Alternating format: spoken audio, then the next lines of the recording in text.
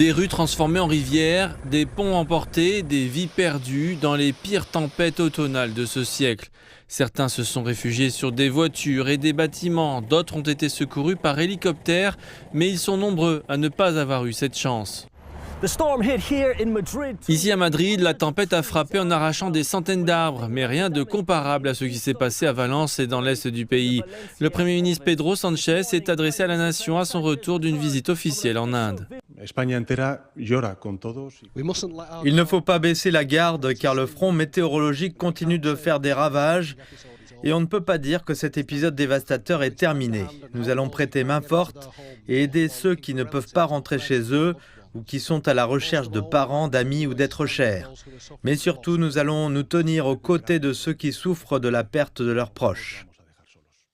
Connues sous le nom de gota fria ou gouttes froides, ces pluies sont une caractéristique du climat de la côte méditerranéenne, provoquant de fortes pluies et des alertes rouges. Mais l'ampleur de l'impact a pris l'Espagne par surprise, les premiers témoignages décrivant des scènes apocalyptiques. La crue soudaine a emporté les chiens, les chevaux, tout.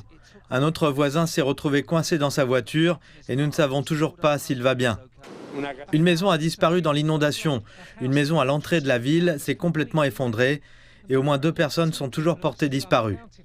Le choc, la peur et le chagrin s'emparent encore des zones les plus touchées dans un pays toujours en état d'alerte rouge après le passage de ces dangereuses tempêtes.